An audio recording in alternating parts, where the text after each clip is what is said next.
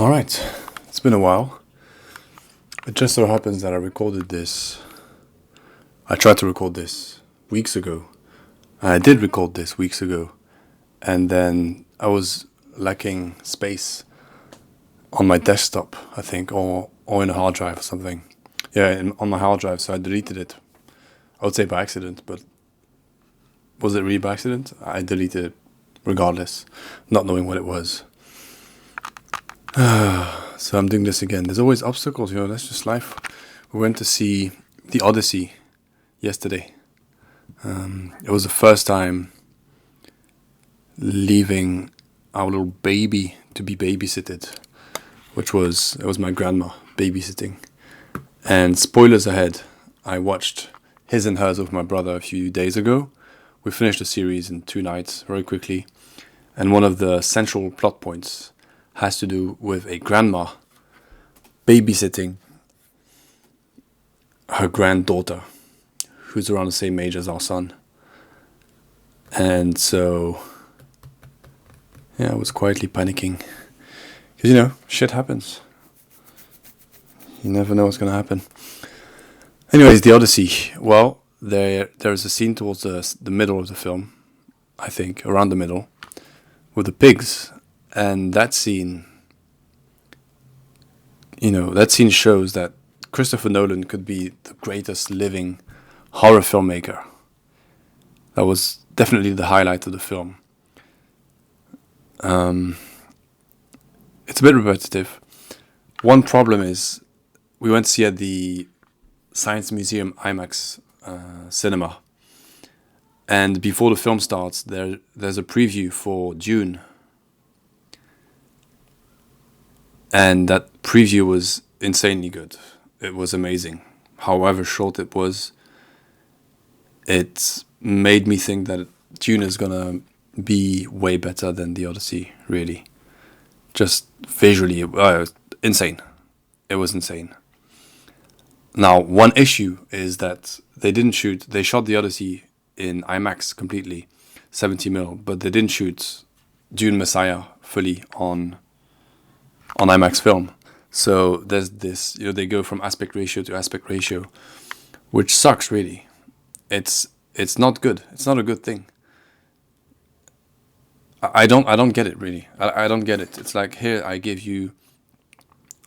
an iPhone 20. I give you an iPhone 20, but it works every other day. Some days you have the best phone in the world. Some days you don't have a phone. It's not the best comparison, but the point stands. It's distracting and it's annoying.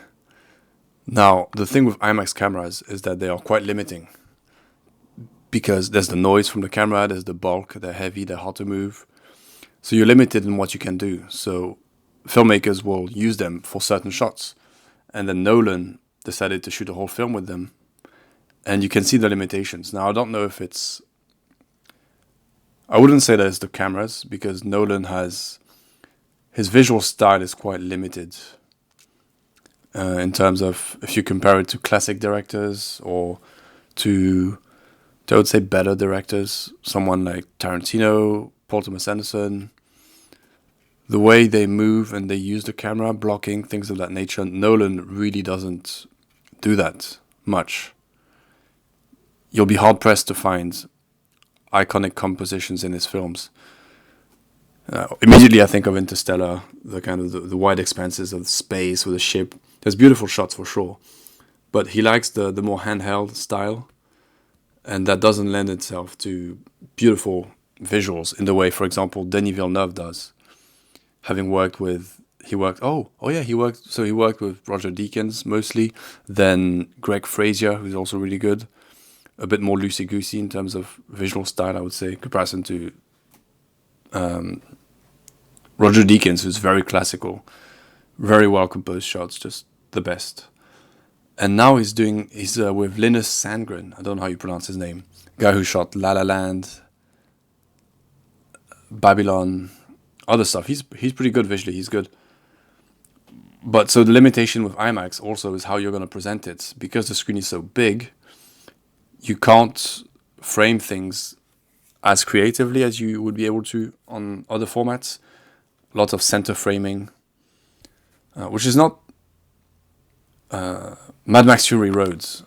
The director talked about how they had to center frame everything because it was so fast paced, and you don't want people to go, left, right quickly, which is pretty much the same problem you have with IMAX. Is you don't want people to have to turn their whole head, to see what's happening because the screen is so big. So you frame everything in the center. Having seen the Odyssey, that feels like a huge limit. It makes the images almost lifeless in a sense because everything is following the same exact visual style. In Dune, the 5 minutes we saw, obviously it's shorter, but it didn't feel as restrictive. But once again, when they move from the IMAX aspect ratio to the wider aspect ratio, just pisses me off. And when we came out of the screening, I went on Google, typed, how comes they don't just crop the sides of the other format for it to match the IMAX format? And Google, Gemini, whatever, didn't understand the question clearly, so I need to ask again.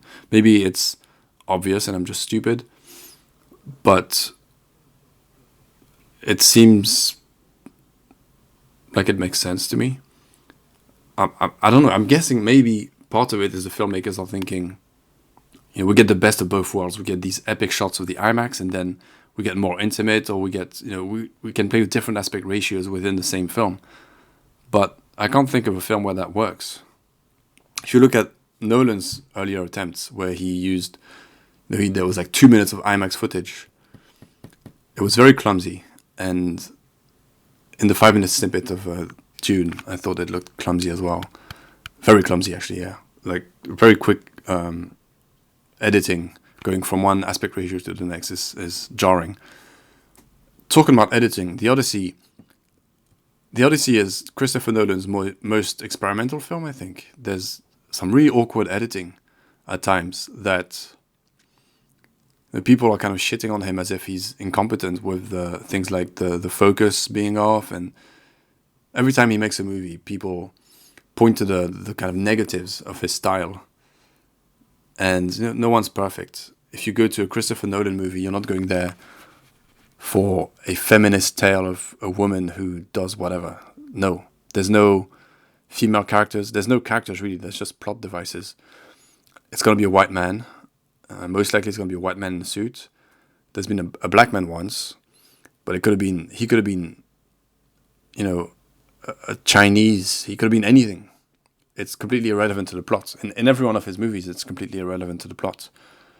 So his characters are they're just plot devices, which you could say is one of his flaws. But if you go to, what's a good, fast food chain? I don't know. What? High quality fast food? I don't know about fast food. Doesn't matter the quality. If you go to McDonald's, you don't expect to get, I don't know what they sell at McDonald's, but I'm guessing they don't sell caviar. You don't expect to get caviar at McDonald's. You go to McDonald's, you know what you're going to get. And that doesn't make it, McDonald's specifically is bad for your health, but hey, to each their own. Some people like McDonald's. If you go to McDonald's, you don't expect to get caviar, but you still go. People go all the time. It's super successful, right? Because they offer what they offer.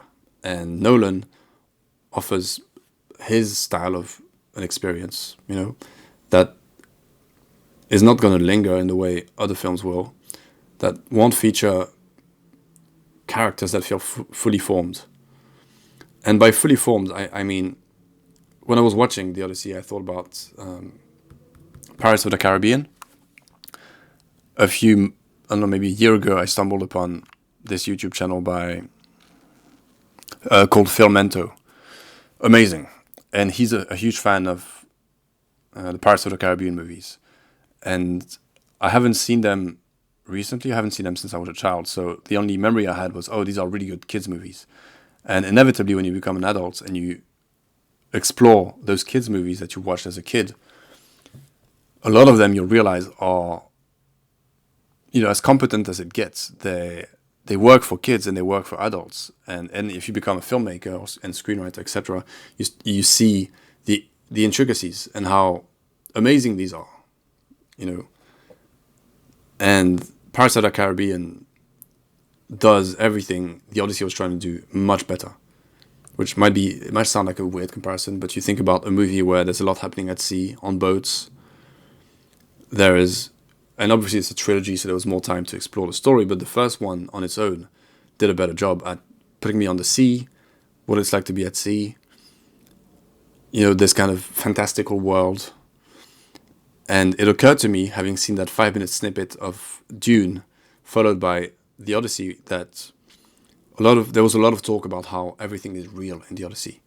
They're in real caves. There's a real giant cyclops, a giant puppet. But there's a lot of real stuff. They're at sea for real, and that's cool. But it didn't feel any more real than the 5 minutes of Dune, that were completely unreal. The ships, the blast of the cannons, everything was unreal. But the question is not, is it real? Does it feel real? Does it look real? And I suppose it's a spoiler, but hey, just don't watch the video. What I meant to say is spoiler alerts. But there's that scene that you see in the trailer with the typhoon or whatever it's called in the water. And first of all, I'm pretty sure the shot we see in the trailer, which is this wide overhead shot, is not in the film. Because that shot leads you to believe that they are going into the typhoon, and I don't think that shot is present in the movie. And there's other shots that I think are not present in the movie. Anyways, that scene, which was a good way to mislead us, because there's a jump scare with this tentacled monster in the cliffs, and that looked goofy as hell. That looks super goofy. Now, one rule when you're gonna do things that don't make sense and that are inherently goofy, like Batman, for example, like monsters, is you hide them. You hide your giant your giant cyclops. You hide it in a cave where there's barely any light, so that the goofiness is hidden. Alien in 1979, same concept. You hide as much as you can. You keep the mystery so that you hide the goofiness. And Nolan does that perfectly with the Cyclops. And even when he's outside in daylight, he's scary. He maintains his presence. But that tentacled creature in the cliffs looked super duper goofy. And had it been nighttime, for example, that would not have been a problem. What was I talking about that? Yeah, the main thing is, does it feel and look real? It's not, is it real or not? The pig scene towards the middle of the film, like 2 weeks ago, my partner and I watched Obsession, Backrooms, and Passenger. I thought Passenger was scarier than the other two. Obsession, there was a lot of cheap jump scares, just people screaming out of nowhere to scare us. Backrooms was way better than I expected. And they really understood the assignment in the sense that Backrooms is about the backrooms. It's not about the people you put in your movie, the characters. And they did a really good job at developing those characters, even though it was short-lived, especially the main guy. The woman, it feels a bit half-baked horror movie style. But the main guy, he's a great actor. And they gave him just enough to build what feels like a real character. All this to say that... But yeah, they understood that the main thing was just make it a walk-in simulator through the back rooms. Make it interesting. Make us walk through the space with build tension. That's all the movie needed to do, and it did it extremely well. I was surprised at how good it was. But... And I thought Passenger was the scariest of the three, even though it's kind of cheap. It's a bit more cheap of a movie in terms of how it approaches horror. It's not as elegant, but it worked really well. But the pig scene from The Odyssey was scarier than all three combined. And not scarier, it was more uncomfortable. It was scary, but it was super duper uncomfortable. Very well realized. And you think to yourself, Christopher Nolan has a blank check. He can do whatever he wants. So I hope he will keep going. I mean, it's strange to say he will keep going on this trajectory of getting out of his comfort zone, because fantasy is out of his comfort zone. When you actually look at his filmography, he's done a lot of different things. But I'm pretty sure Hitchcock said this, that style is self-plagiarism. And that's where his films kind of lose me. The more films he makes, the more obvious it becomes. You know, you get Interstellar, which ends with Anne Hathaway needs to find the hero. I think, or her husband. No, I don't remember. I think she wants to find Matthew McConaughey at the end. So that's the open-ended Anne Hathaway looking at the setting sun somewhere in space. Then you have the Batman trilogy, which ends with Anne Hathaway in a kind of dream scenario with Christian Bale, but it's not, right? Because the autopilot was on. And now you get the Odyssey with the real ending. Oh wait, is it also a kind of? But he died, but he's dreaming of leaving with her. I don't know. But you get this longing for escaping, with the woman you love, essentially, in all his films. And the children exist as props. I mean, we get Tom Holland as the adult Telemachus, however you pronounce it, his son. Not great. He's not given much. He's a bit annoying. But then you also get him as a kid, and we don't even see his face. I'm pretty sure we just see him we just see his back when they're in bed, and this kind of this simulacrum, this fake emotion, this fake representation of reality, where they're trying to make us feel like, Odysseus has this family, this son, but does he really? He doesn't have anything. He's seen in bed with his wife once, trying to make us feel like they're a couple, and there's his son over there, just the back of his head. So it's all fragments of memories. It's like the Backrooms. It's pretending to be human emotion, but it's all just fugazi. I'm trying to use as many funny words as I can find. And that's one of the big. Well, that's once again, I did say that he has his style. He does things his way, and you go to a Nolan film for this kind of messing with structure, this obsession with time, with the kind of classical hero's journey. But it would be cool if he just took a leaf out of the Pirates of the Caribbean trilogy. Because I mentioned, right, the sea sections in Pirates of the Caribbean, the adventure, everything works way better in Pirates of the Caribbean. It's something more exciting. The scale is better as well. Because I'm guessing they're either building sets or shooting a lot on locations, and he doesn't want to use too much CGI. Nice sandwich, dear. Yes, it's lovely. I do love Kate. It's just those sandwiches. I need something filthy, like a kebab, but harder. Dan, ever heard of pot noodle? Excuse me, do you do pot noodle? Pot noodle. Pot noodle. Do you do pot noodle? Round the back in 2 minutes. That felt so wrong, and yet it felt so right. Pot noodle, the slag of all snacks. It feels like we're always in small areas. We're always contained somewhere. So we're focusing on the character, but that sense of scale is gone.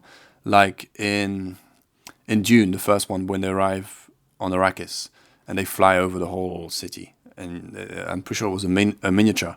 And you get the sense of scale of the city. And when you're walking through the halls, they build large sections and you're walking and it feels enormous. Whereas here, we're in these small temples and like, how big is the castle that they live in? Odysseus and his wife, and who else is there? It feels like it's just a hall with a bunch of people, and that didn't feel epic. And the other thing to take from Pirates of the Caribbean is character. Like what Johnny Depp did with Jack Sparrow is amazing, and I'm guessing a lot of that, part of that was in the script, but they made him. He feels real, if that makes sense. And that's built by little idiosyncrasies, by how people talk about him. You just build a character through all these different angles. But Odysseus, he wants to go home. But he can't. Oh, never mind. He doesn't want to. Who is he? And I know that once again, I'm contradicting myself because he's the kind of hero of all heroes. He's the archetype, the ultimate hero archetype. But how do I say this? I'll never be as smart as Christopher Nolan and make anything as complex and as smart as he will.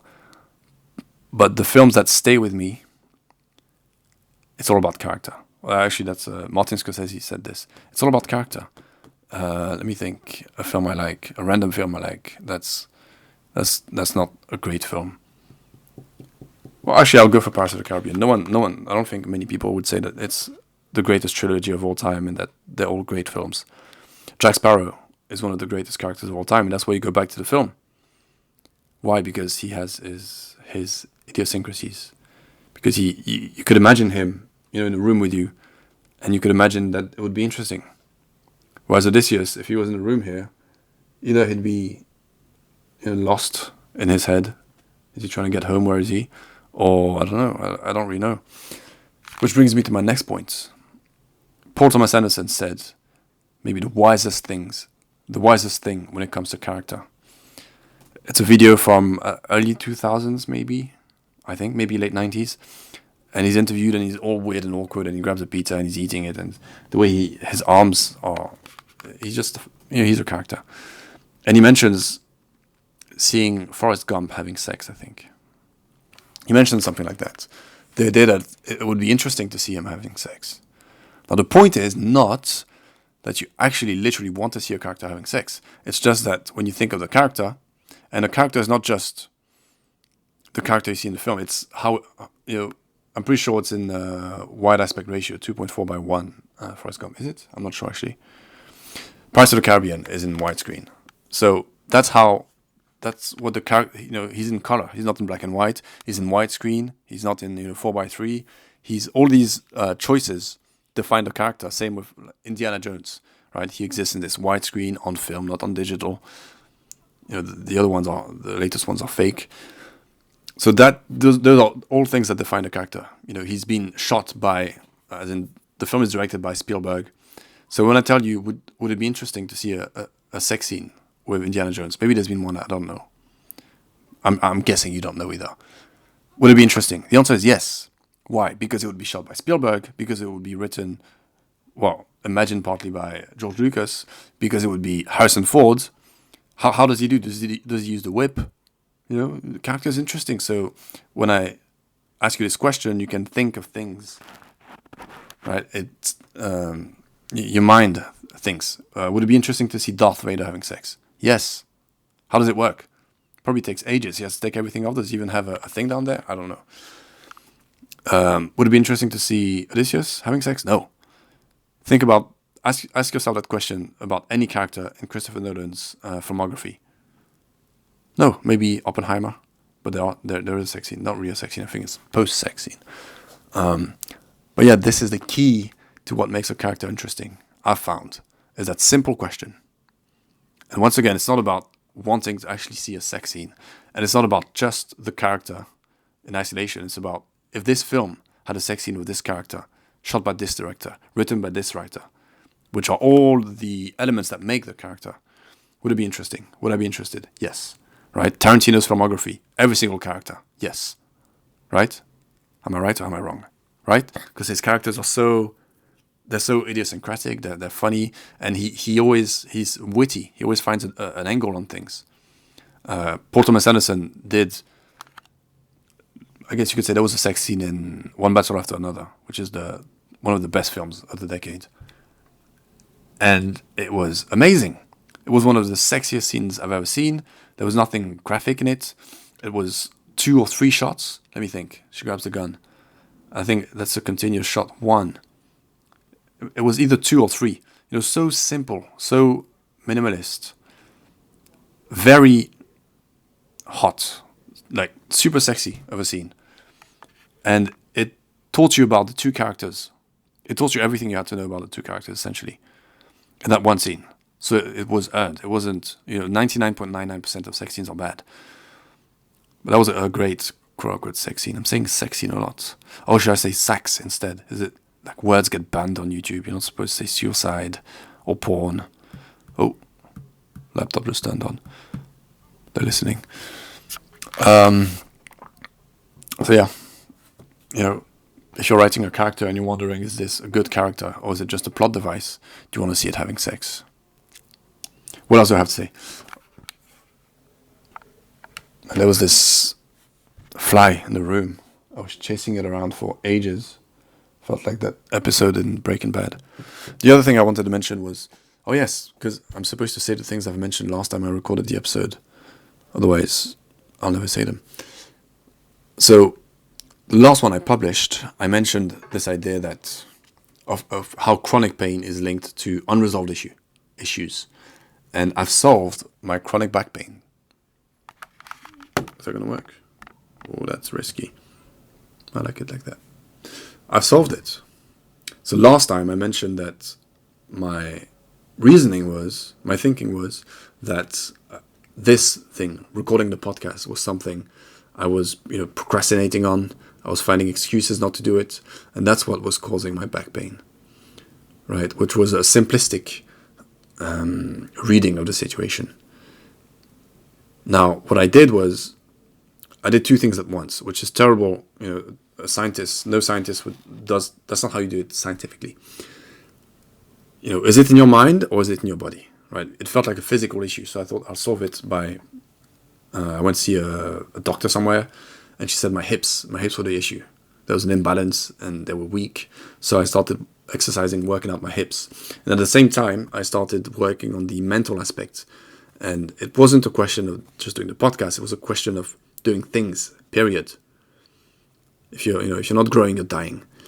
And the real issue, so I'll never know if the physical part of working out is what solved it, or if the mental part, although I think it's pretty clear that they go hand in hand. So, because my back hurts, I wouldn't exercise. And that's one of the things that contributed to this malaise in my body.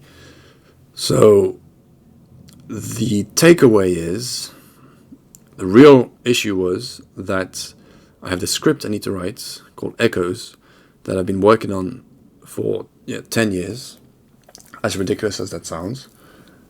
And I found many ways to procrastinate on it throughout my life.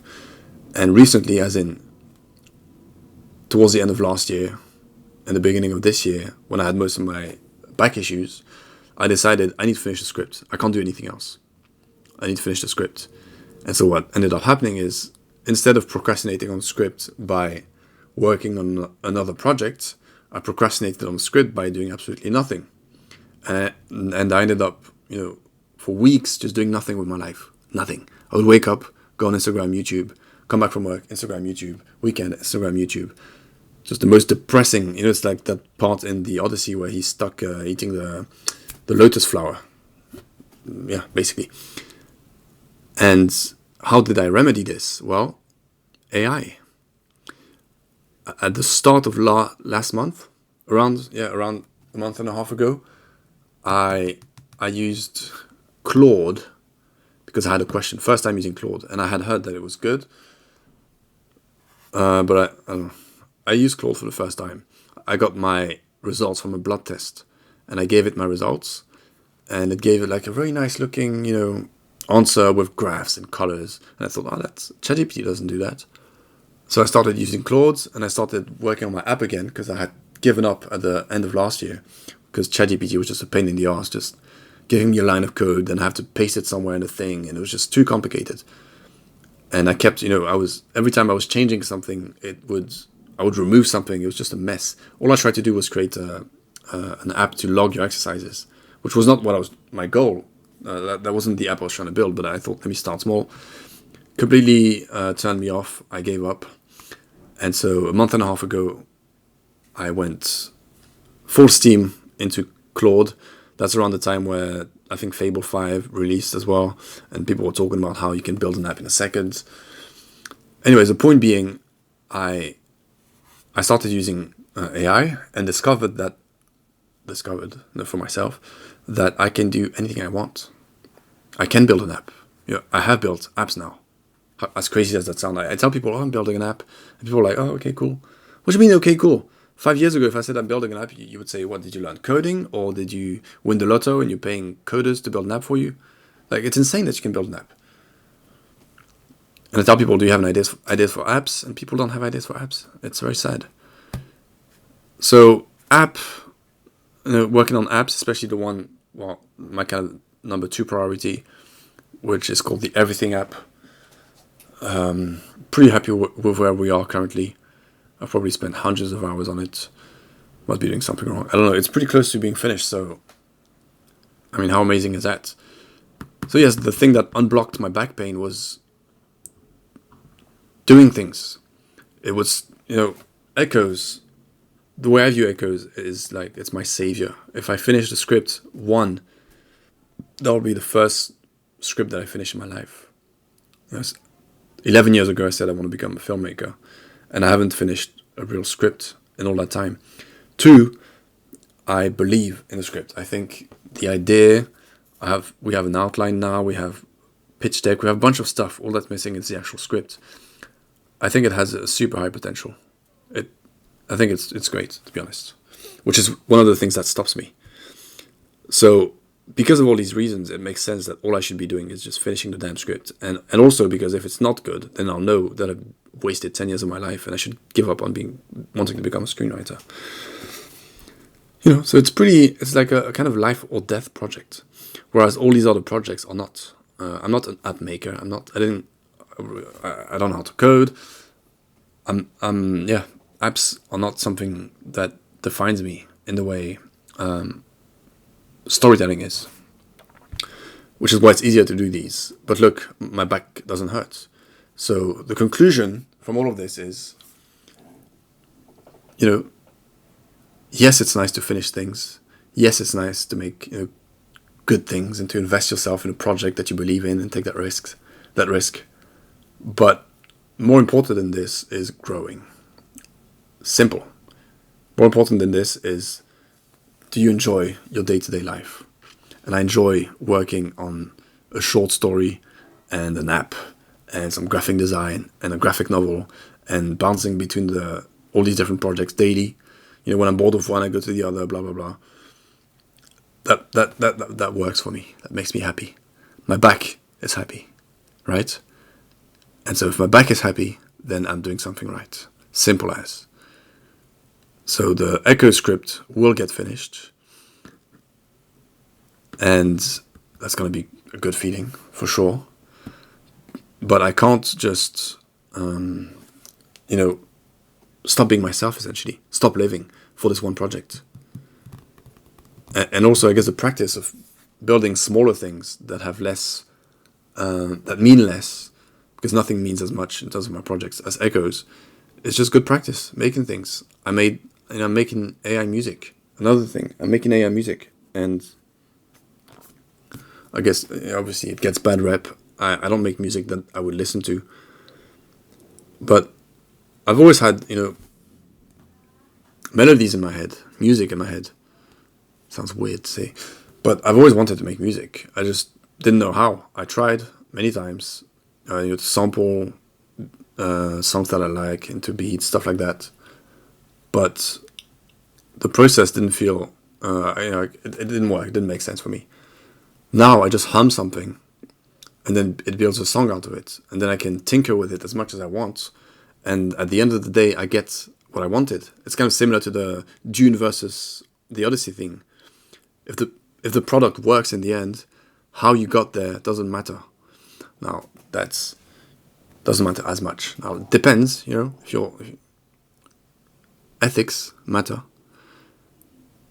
But the point is, it's good to get out of to remove preconceptions and to just, I want to make music, boom, I'm making music. Simple as.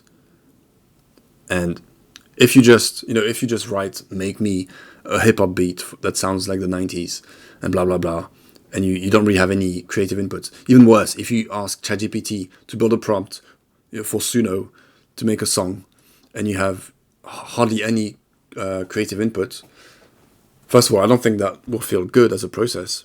And secondly, the results are going to be shit. I've produced, how do I say it? Fuck it. I've made like 1,000 songs on Suno. And I think there's one in total out of all of them that I think, oh, this is actually pretty good. It's not really good. It's definitely not great. It's pretty good. You know, it doesn't feel like a soulless thing that no human had anything to do with, if that makes sense. Also, another one of my justifications for using this program to make music is that most popular music today is like it's garbage. It's so shit. It's so bad. It's soulless. It's over polished to the point where it sounds just like AI. Yeah, get that off my chest.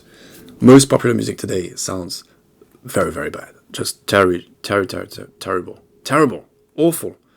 I do mean pop. I'm not one of those people that say, "Oh, music was better before." There's always been, popular music that wasn't good, and there's always been good and bad music, and there's great music being produced nowadays. But when it comes to popular music, someone asked me, "What did you think of Speed at the FIFA thing?" Like, what do you mean? What like there's nothing to think about it. What was that? Like, what was it? He should be proud of himself, like for completing all the side quests, and I'm sure it was fun. But how can you ask me this, as a serious question in terms of what did you think, artistically about this? I put my left foot forward. What did he say? I put my right foot. Obviously he doesn't know how to sing. It's just auto-tune thingy. Like, there's nothing to think. It's just like AI music. It's the same. And yeah, most popular music nowadays is like, a lot of it is downright evil in terms of the message they're getting through anyways. So yeah, all this to say, I don't feel bad at all about the fact that there's musicians who've been trying to make music or to become successful with music their whole lives, and I'm making 1,000 songs a month, and I'm going to try to do just the same as them. Yeah. In other news, I wanted to go through the projects I've got going on. I built something called White Shot, which is a program at the moment. It's just for my laptop.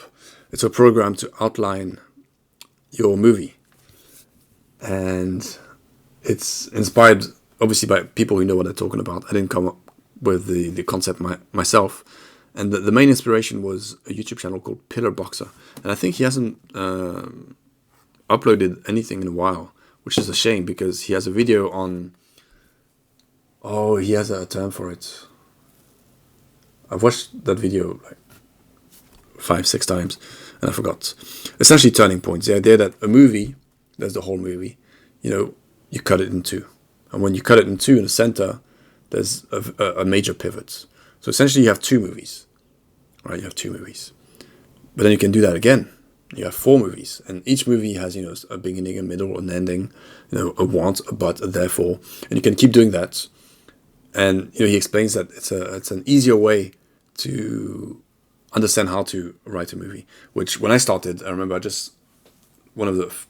first attempt at a script, I just wrote a script. No planning, nothing. And then I got to page 60 and I was like, oh, what the fuck, this too short, but I don't know where to add anything. It doesn't make sense. It was crap.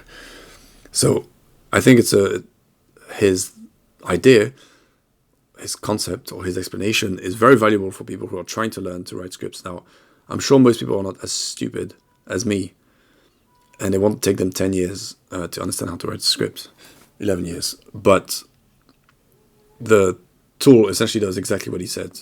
Just divides the film with recursive boxes. It's simple, but it's the way I found that I like to attempt at least to outline a movie. And it's called White Shot. It's got a little icon. It looks pretty nice. And it's on my laptop. It's just like a normal app or software or whatever. How cool is that? So there's that. I built an app to keep track of finances between my partner and I because we both have more than one account each. I'm sure there's an existing app that does that. But I've downloaded hundreds of apps recently to work on my Everything app to see how productivity apps, to-do list apps, calendar apps, how they work, what can I steal. And it's such a pain in the ass. You open the app. Oh, what's your favorite color? Where do you live? What's your email address? Oh, let me ask you a bunch of questions. Fuck off. And then when you've gone through all of this bullshit, oh, so by the way, it's £12 a month. What do you mean? It's a fucking calendar. It's a to-do list. What do you want to charge me £12 a month? Oh, but you can pay £35 a month, and then you can customize the colors. Fuck off. So I'm sure there's an app that does what it's called Pulse. What Pulse does, but I have it. I have it. I don't need to log in. I don't need my email. I'm not gonna get notifications, and it just keeps track of our spending together. And it's an app that works, and I use it every day. It's pretty useful. What else? I was trying to work on an app to broaden my vocabulary. I need to get back to that. Then what else? So that's there's one more app, but I haven't started yet. The Everything app. I don't want to talk about it too much because I do think it's a really good idea, and I'll leave it at that. What else? My website. I was chatting with my assistant, Mr. ChatGPT, or was it Claude? One of the two, and they were like, "Oh, so you're paying for Wix and you're dissatisfied that Wix sucks? Well, guess what? You can just make your own website and host it yourself, and you won't have to pay the fee that you pay to Wix." So I've been working on my website, and I can make it the way I want to make it. I don't have to be limited by the Wix interface. And it turns out it's not as simple as I thought it would be. I've been procrastinating big time on it because I need to upload all my work, put it in folders and name everything. And I have 4 hard drives, and my work is scattered between all my hard drives, and it's a mess. So I've been procrastinating on that process because it's a pain in the ass. But I think I got a pretty good, it's not novel, but I got an alright idea for the website that I like. A good idea. And just another way AI will help me save £12 a month, I guess. So there's a website. What else is there? There's 2 short stories. One that's about I might as well just talk about it, because I have nothing else left to talk about, I think. Actually, I have a bunch of stuff, but there's no point talking about everything is there. At the moment, it's called Big Jim 72. It's about some... I should probably do research. Maybe that story's already been told. I don't know. I guess my one is very weird, so probably not. But it's about a guy who's playing like Call of Duty online, and he gets insulted by some kid. And he decides to track down that kid and find him, which he does. And so he knocks on the kid's door. Kid lives with his parents, obviously. And the mum opens the door. And this leads to that. And he gets invited in. And obviously the kid doesn't know who he is. But he knows who the kid is. He did his research because he's a fucking creep. And he gets to know the mother. And then he becomes kind of a family friend. Slowly but surely. And yeah, things just escalate. I guess that one is pretty much done. I should just polish it, finish it, and publish it. Polish it and publish it. There's that. There's another short story. There's a graphic novel. I had made like a children's book 4 years ago called Firestarter. It's about people on the moon, or what looks to be the moon, who knows. And they live in some kind of domed city where oxygen is a currency instead of money. And it's a pretty nice concept. Anyways, we don't really get into details in the children's story that I already did and illustrated. But the protagonist is a fire starter, and her job is to go outside of the city walls and burn the monsters. And the monsters happen to be, let's call them aggressive plants. She's a gardener essentially, but she's got a flamethrower, which is much cooler than a lawnmower. So she's got this pretty cool flamethrower. And anyways, the kid's story, I guess, goes through the whole story in like 12 pages. But I wanted to make a graphic novel because I always wanted to make a graphic novel. And now it's easier than ever because, well, one, I haven't drawn in a while, which is why I'm reticent to get back into it because I'm gonna suck. And two, I never downloaded all the data in terms of human anatomy and perspective.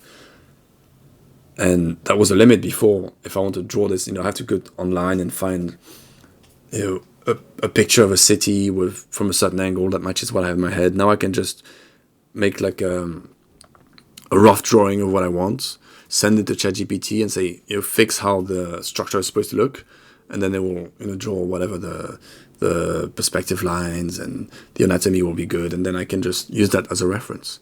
Did you think about that? Like, you can draw anything if you have skills. I have drawing skills, but I don't have the mental database to draw anything I want yet. But now I can work on that, and I should, and I haven't done that in a while. Drawing. So yeah, graphic novel. I'm sure there's other stuff, but I think Baby and Mommy are awake. And also I'm starving, so I'm gonna end it here. Hopefully I don't delete this one.